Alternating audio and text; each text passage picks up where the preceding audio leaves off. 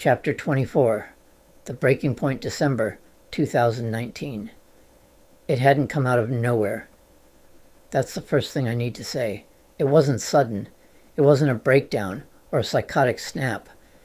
It was more like a slow erosion, a quiet, daily wearing away of hope, purpose, and identity.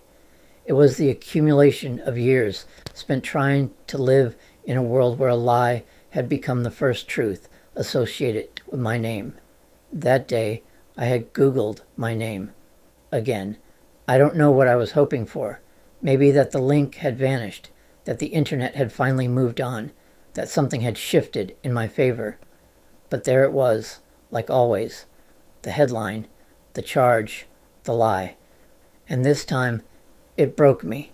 John F. had reposted on his website the article that falsely characterized the perpetrator as a girl. The lie was digital, permanent. You could search me online and find it. The false narrative, the charge, the slander that said I was capable of something I knew in my bones I would never, ever do. And not just capable, but guilty. My name next to hers. A violent offense, the words girl and felony and sexual assault. The distortion of it all was enough to make the air feel thinner every time I looked. She wasn't a girl. She was the perpetrator. I was the one who bled, and yet, for the past 15 years, I'd lived under a shadow that didn't belong to me. I had done everything they told me to do. I had gone to therapy. I had tried trauma processing. I had written the story again and again, trying to make sense of it. I had tried telling the truth out loud, only to find the words disappeared into a society that didn't care. I couldn't live in a world where people thought I had harmed a woman.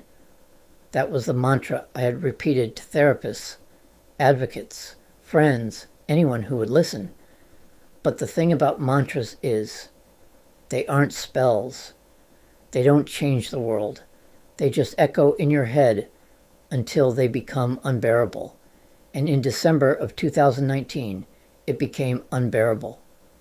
I called my legal support service one more time, the prepaid legal law firm, the only law firm I could afford. I explained the case again, tried to argue that the statute of limitations shouldn't apply to someone who never truly consented to a plea deal, who had been shut down, frozen, dissociated in the courtroom. I asked whether the website quoting a misreported news article could be taken down. I pleaded, and they said no. Again, they said in a matter-of-fact way that the article was true based on the fact that I had been arrested and charged. I tried to argue that it was false in the fact that Anna, the perpetrator who was believed to be a victim, was not a girl. It didn't matter. John wasn't even alive. There's nothing you can do. Those words, the final verdict, the end of the line. What do you do when the lie wins, when justice is unavailable, when the past isn't just haunting you, it's stalking you, shaping your future, dictating your limits? I wasn't in a panic. I wasn't screaming. I wasn't even crying. I was quiet. The vodka wasn't for oblivion. It was for courage. I couldn't do it sober. The pills in the bottle stared back at me. Effexor, antidepressants, meant to keep me from getting to this place. But they hadn't worked. Not enough. And tonight, they weren't going to save me. They were part of the plan. It wasn't rage. It wasn't some dramatic gesture.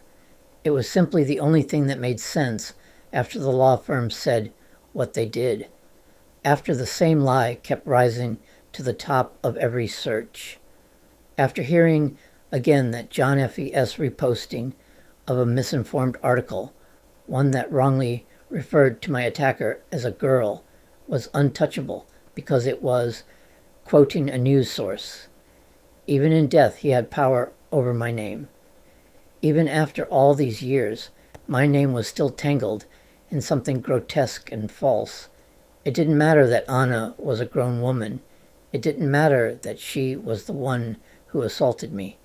The framing had been set, and every new acquaintance, every employer, every curious stranger who Googled me would meet that framing first.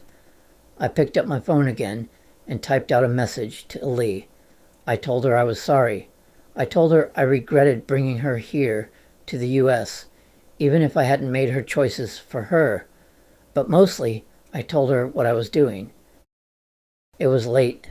I didn't expect her to see it in time. I didn't expect anything, really. I was just apologizing for her having given up her old life for me. Some time passed. I had come close to falling asleep before taking enough pills to end my existence. But then came the knock on the door. Police. Disoriented, I opened it. My thoughts were scattered, blurry, but not gone. They asked if I was okay. I was tearful. Something in me still wanted to be heard, even now. I told them how much I was hurting, about the hopelessness, about what I had done. They listened. They didn't threaten, but I knew I was going to the hospital. And I knew I couldn't take the patrol car. Even the idea of handcuffs made my chest tighten.